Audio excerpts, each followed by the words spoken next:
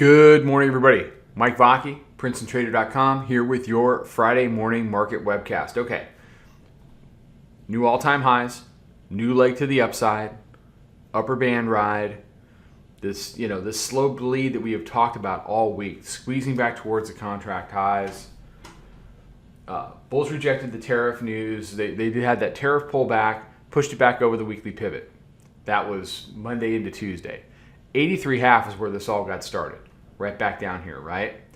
Then we talked Tuesday. Bulls are squeezing back towards new contract highs at 29.22. New all-time highs print. Slow bleed to the upside. Slow bleed up accelerates into new all-time highs and a squeeze. So I mean, we've been seeing this coming.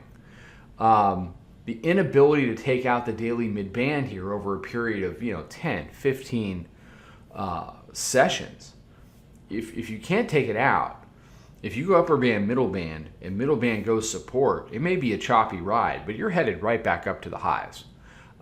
You may not like how slowly you get there, and you may not like the fact that you're going up, but you will get there over time. So now we have to see what kind of a leg is this market about to produce, because we're sure as heck not overbought.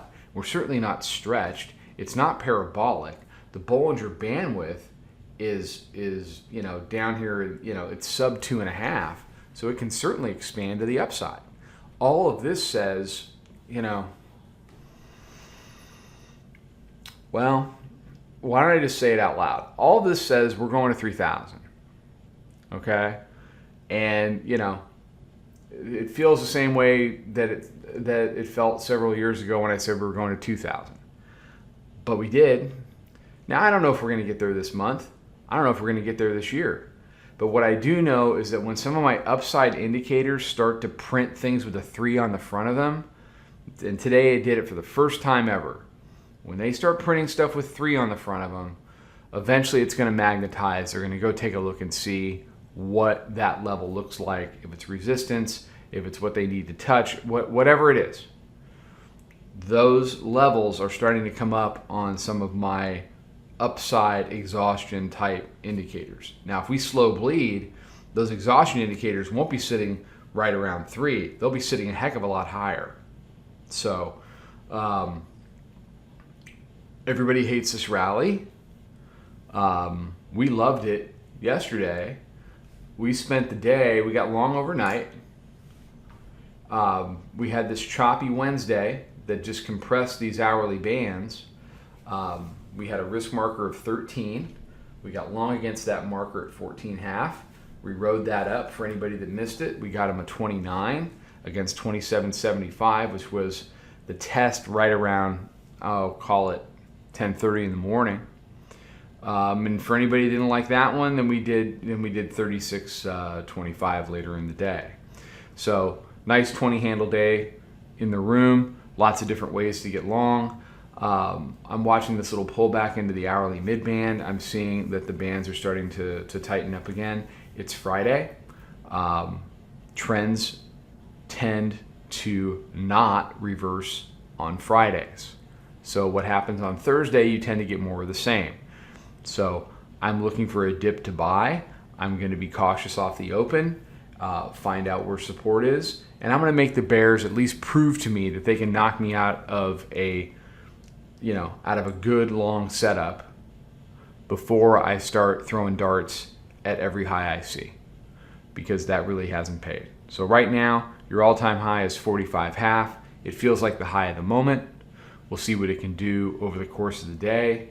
But wait for legitimate levels to get broken before you dive in on the short side for anything more than a very short-term trade, because you are counter trend on all time frames. So be careful. All right. Everybody have a fantastic day. Have a fantastic weekend. I'll be out with a bunch of stuff on social later today. Check all that out. Come check us out. If you want to trade this stuff with us all the time, we would love to meet you. We would love to teach you how to trade this stuff. That's primarily what we're about. We are not about, there are setups, but we are not about handing out, push the button. That's not us. Risk is our number one focus. So for example, the risk marker overnight, as I mentioned, was 13. We traded at 13.25. This morning, yesterday morning rather, is 29.75, which was the opening print of the day. I mean, I didn't just, I didn't pull that out of it was the opening print of the day for RTH. Came back, tested it. That was our marker, bounced from there. 36 was one of our levels. It traded, within, a handle or so. I think the marker in that case was 35. I don't want to scroll up and script the video. The point I'm trying to make is you need to know where risk is. And that's what we specialize in. Where's risk? Where are you wrong? So that you don't turn small losers into big losers. At the same time, we'll teach you how to trade this stuff, and we'll find some good setups along the way. It's been a fairly modest week. It's about 47, 48 handles. Not crazy.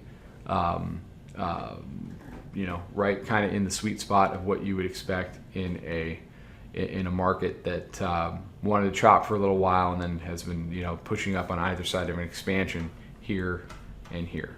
So it should be an interesting day. Take care, trade them well. Talk to you soon.